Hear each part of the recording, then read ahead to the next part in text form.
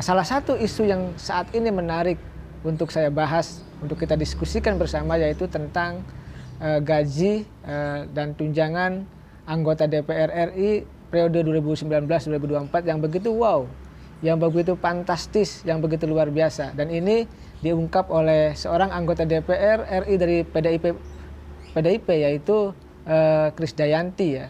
Kita tahu beliau adalah seorang artis, lalu terpilih menjadi anggota DPR dan mengungkapkan gaji dan tunjangannya itu di kanal YouTube-nya. Kita sebut saja pengakuan Krisdayanti tersebut. Kata beliau mengatakan tanggal 1 dia menerima gaji pokok sebesar 16 juta. Lalu juga tanggal 5 dia mendapatkan tunjangan yaitu 59 juta. Lalu juga dapat lagi dana aspirasi 450 juta, diterima 5 kali dalam setahun dengan kunjungan di 20 titik.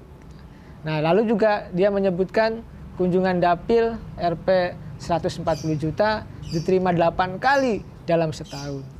Ya belum lagi uang-uang yang lain yang kita tidak tahu ya.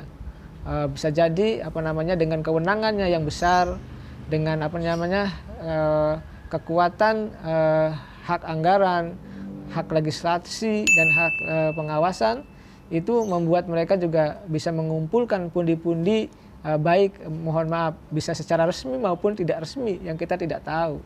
Makanya kita melihat gaya hidup anggota DPR begitu perlente, begitu mewah. Ini belum lagi rumah dinas ini. Belum lagi juga plat mobil yang minta khusus, minta spesial dari kepolisian. Belum lagi juga kan uang mobil yang diganti dengan uang. Jadi mendapatkan fasilitas mobil tapi diganti dengan uang.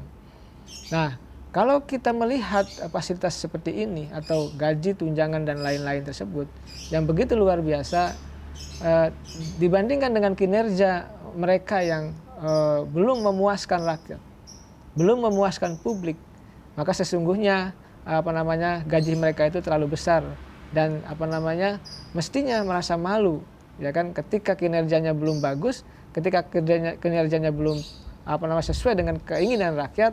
Tetapi gaji dan tunjangan serta fasilitas lainnya begitu luar biasa. Di saat yang sama juga kita menyaksikan rakyat kita sedang banyak yang kelaparan, yang banyak yang di PHK dan lain sebagainya. Tetapi mohon maaf ya, mereka mendapatkan fasilitas yang luar biasa. Ya itulah ketika negara diurus oleh mohon maaf ya orang yang tentu memiliki kepentingan tertentu untuk kepentingannya sendiri. Bahkan yang paling mencengangkan lagi adalah mereka juga ingin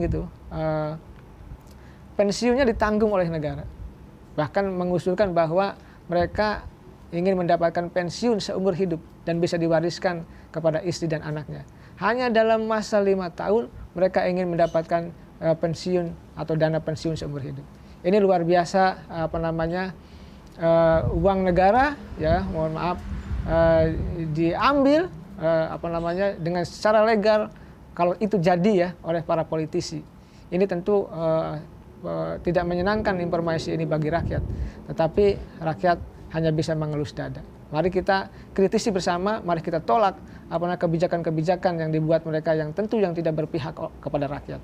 Mudah-mudahan video ini bermanfaat dan kita tetap menjaga demokrasi ini dengan cara-cara yang baik, dengan cara kritis, tentu yang objektif, yang konstruktif, agar mereka juga bisa menjalankan dan mengelola negara ini dengan baik.